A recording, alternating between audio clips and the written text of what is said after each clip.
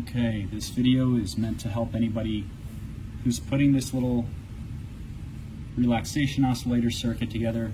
So you've been provided with a PCB and it has all the traces, all the connections done for you. The only thing you need to do is actually place the components onto the board and solder. Now right now I'm in kind of a cold, dark dungeon in an undisclosed part of campus. When you do this, you're going to have a very similar setup, but you'll be out in the sunshine and everything, so it'll be good. Couple things to note. Some of these components, it matters the direction that you put them in. They have polarity. Diodes have polarity, capacitors have polarity. It also matters the direction that you put the transistors in. And often this is indicated on the board itself. For example, if we look at this board, we see this little straight line on the diode here. And if we actually look at the diode, you can see that there's one part of the diode that's flat. That's telling you that's the negative side. It's also the short leg.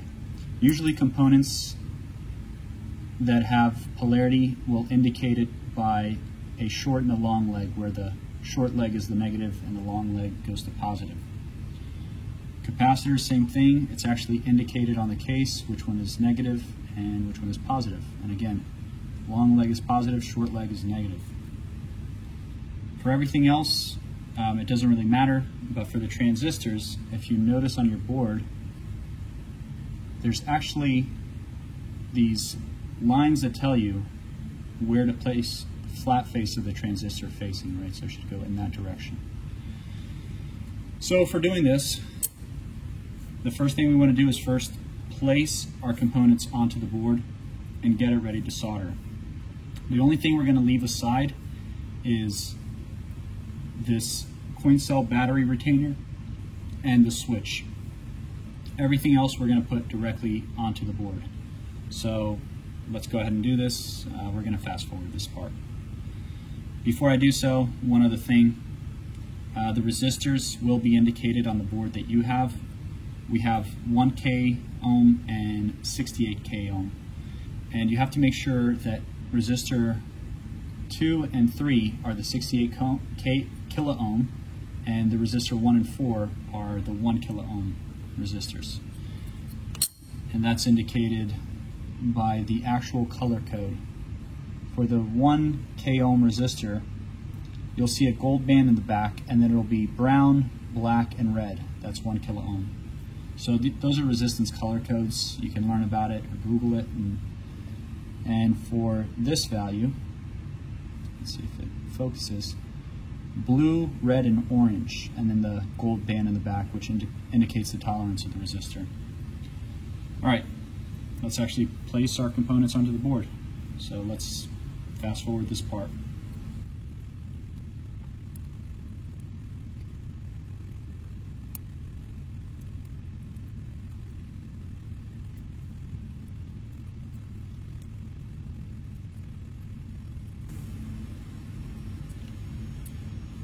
Okay, so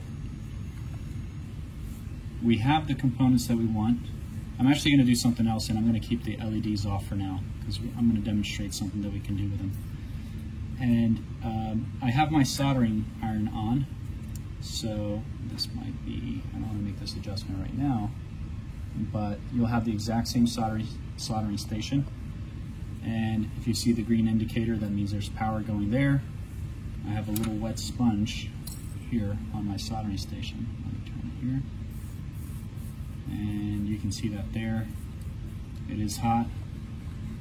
One thing I want to do is, you'll have fume extractors in your lab. I'm going to have to speak a little bit loud now because I'm using this fume extractor. And in this case it's leaded solder, but you'll have non-leaded solder. So first thing we want to do is kind of pre-tin the iron itself. Just add a little bit of solder to it and remove the excess solder on this this Brillo brush that you have here, the steel wool. And okay, it's relatively clean, nice looking. What I'm going to do is I'm going to use this little thing here, it's like a little vice grip, 3D printed vice grip. And I'm going to place my circuit facing back towards me into this device. So,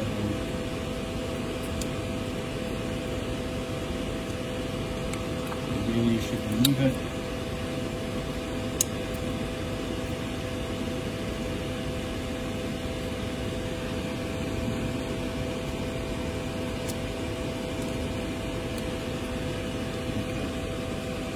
Got a nice firm grip there. Place it back.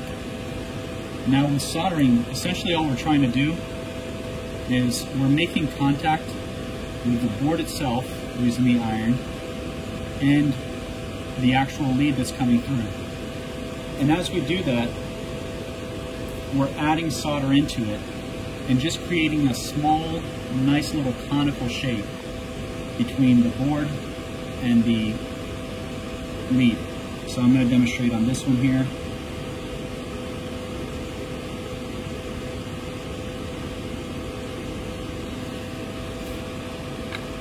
So this is just one here. Let's take a look. Run the board a little bit, it's fine. It's just a little bit of a glob. There's good contact. Maybe don't hold it on that long, but it should be fine. And you can always trim that lead. You can do this after you do everything or in between each soldering instance. So I'm going to just continue along here, solder everything together.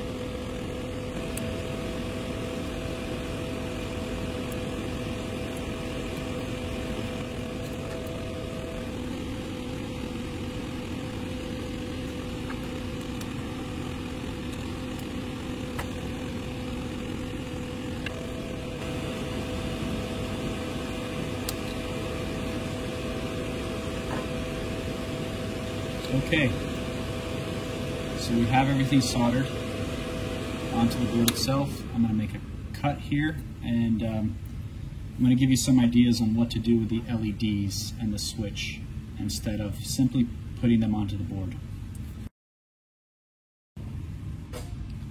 Okay, continuing on, we have these female to male wires that we're going to cut in half and use for our LEDs. In the lab you'll just have female to female, so you can cut and use both ends. But all we really want to do is grab our wire cutters here, and we're just going to do a couple inches. So you can cut them all in one go if you want. Now what we're going to do is we're going to strip the ends,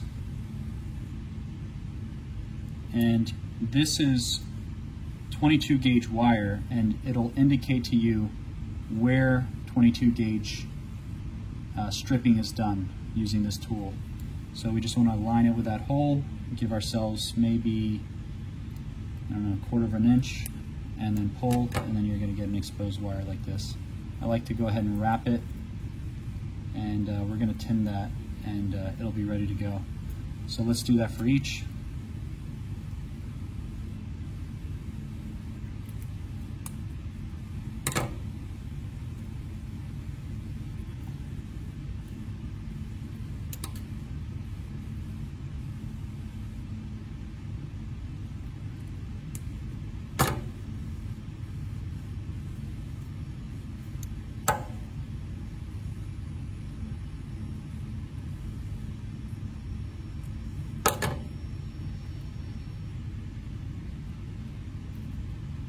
Okay, we have those wires ready. I'm also going to prepare these for the switch here. I'm actually not going to use that whole wire, so I'm going to cut this one as well in half. And I believe this is 24 gauge wire. It'll actually tell you on the wire itself or on the wire casing, or it's 22. And strip the ends there a little bit. and this is solid core wire. This is stranded wire that we're using for the LEDs, and that's because of the actual little headers that they have already attached. Okay, so we have everything ready. Let's get our board again. Now remember, if we look at the LEDs, we need negative to go down here and positive to go here. Now the color of the wire doesn't matter, but it might be good to keep some convention, like red positive, black negative. So all I'm going to do is now place that wire through and hold that in place here. Now this is a little bit, there's no real set way to do this, and soldering is, a lot of times you're just trying to make it work. So I kind of put that through, and I'm just setting the wire down. I'm going to grab my iron and go ahead and solder that together here.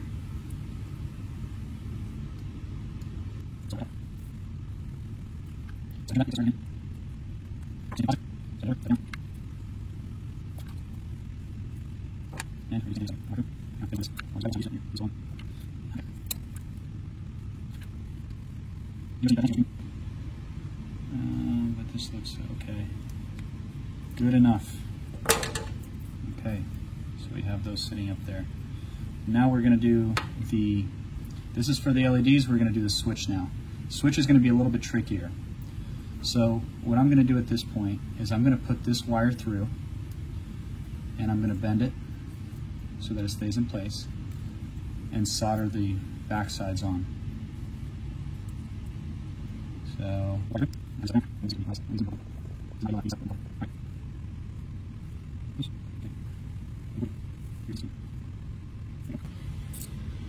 alright, so this part is going to be a little bit tricky because we essentially need to get the switch, which is dangling right now, to sit up here, right?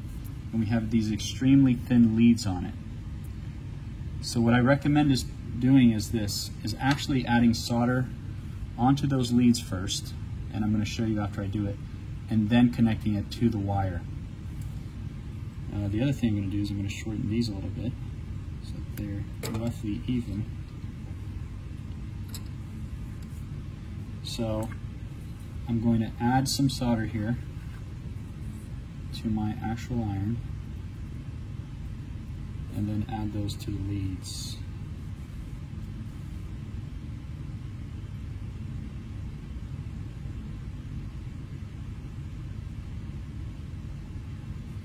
And you're essentially just adding like a little glob.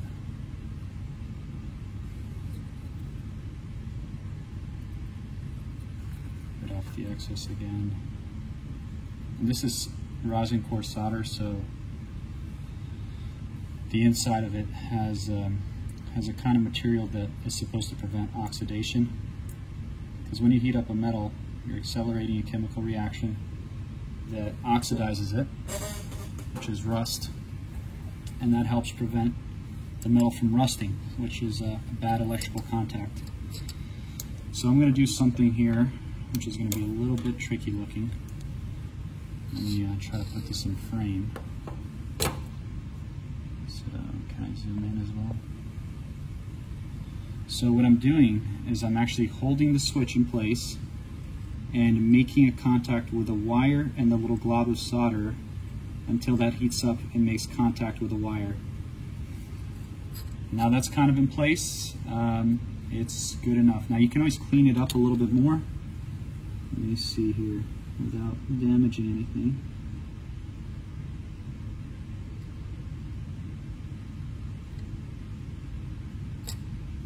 We only want an electrical contact. It doesn't matter how pretty it is.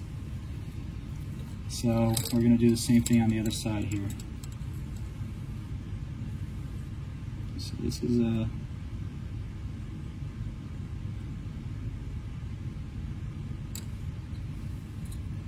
So that is in fact an electrical contact. They are connected. It's not pretty, but it is in contact. Okay. Finally, we have to do the battery. Put these off here. This little battery retainer, and we want to leave this off for the very end. Reason being is it's a little tricky to get the surface mounted devices onto there. Before you do anything, make it easier on yourself. We're going to basically scratch the surface here with our iron so that it catches the solder a little bit easier. There's surface defects that will allow it to pick up the iron. We don't want to do it too much, but we just want to scratch and add some defects there to the surface. Again, just a little light scratching will help us. And what we want to do is, because of the way this sits on the board, we're using coin cell batteries, which you've probably seen. They look like this. This is what a coin cell battery looks like. And it has to make good contact with this board here, where this is going to be the negative side. And it also has to make contact with the retainer. So we're actually going to add a little bit of solder directly onto the center. And we just kind of want like a little bubble, like a light bubble. So let me again get this in frame here. We just kind of want a light bubble right in the center. It should kind of go over the entire pad, and that's good enough. Even that's good enough. Yep.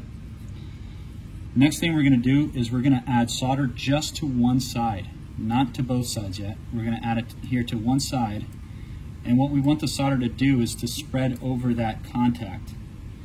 And because there's going to be some pressure against that retainer because the battery is going to be popping up, we want to make sure we have enough. So I give it a good healthy glob as well. Okay. Now what I do is I hold this retainer in place against the board as I place my iron onto the glob. So this is going to be very hard to see here without switching sides. Let me see if I can move this over, and hopefully it's a little bit better. Okay, so let me try to, that's a decent view here. So all I'm doing here is I'm pushing against this as I apply heat here. Now you want to remember one thing. This is conductive. It's going to conduct heat, the retainer itself. So if you apply a bunch of heat and you have your finger in place, it's going to burn you. So try to do it quickly. And once we get the edge of this little retainer here, oh my goodness, okay. The edge of the little retainer, those two little prongs, to sit over the pad, and it's underneath the solder, we pull our actual soldering iron away. There we go. That's good. We can always add some more solder right to the top.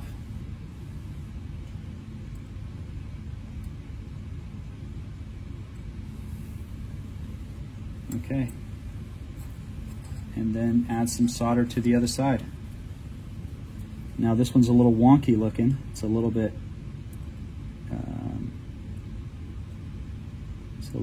unbalanced, but like I said, contact's a contact. I don't care how pretty it is. There we go. Let's insert our LEDs. Let's see if this works. The moment of truth here. So, there.